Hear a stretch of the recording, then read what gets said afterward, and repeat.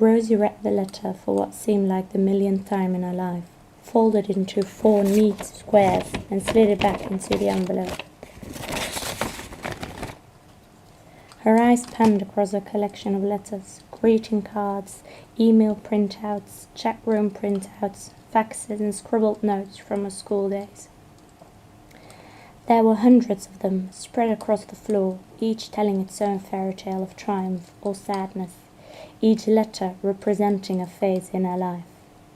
She had kept them all. She sat on the sheepskin rug in front of a fire in her bedroom in Connemara and continued to take in the array of words spread out before her. Her life in ink.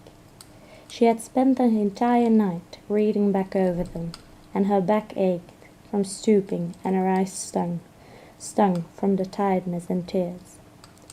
People she had loved had so vividly come alive in her head during those hours as she read their fears, emotions, and thoughts, which had once been so real, but which were now gone from her life.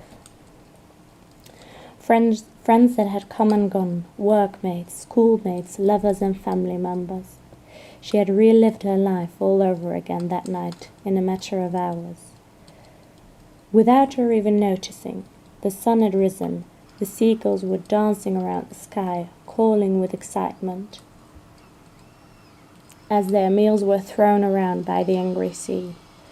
The waves crashed against the rocks, threatening to come further. Great clouds hung like smoke rings outside her window, still left behind, but despite the early morning rainfall. The delicate shades of a newly formed rainbow rose from the sleeping village, stretched across the awakening sky, and fell into the field opposite Buttercup House. A vibrant vision of candy apple red, buttermilk, apricot, avocado, jasmine, oyster pink, and midnight blue against the grey sky. So close, Rosie wanted to hold her hand out to touch it.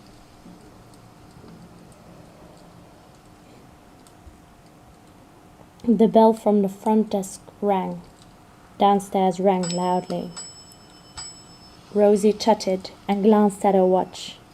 6:15. A guest had arrived.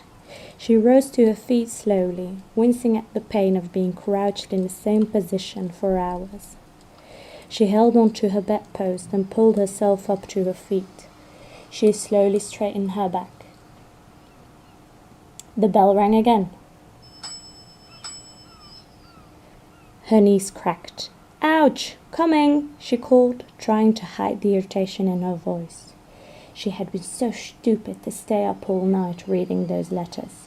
Today was a busy day and she couldn't afford to be tired. She had 5 guests leaving and 4 more arriving not long after them. Their bedrooms needed to be cleaned, their sheets washed and replaced for the next arrivals, and she hadn't even started making breakfast yet. She carefully tiptoed between the mess of letters scattered around the rug, trying not to step onto the important papers she had saved all her life. The bell rang again. She rolled her eyes and cursed under her breath. God damned!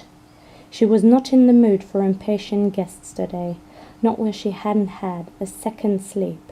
"Just a minute," she called cheerfully, holding onto the banister and rushing down the stairs.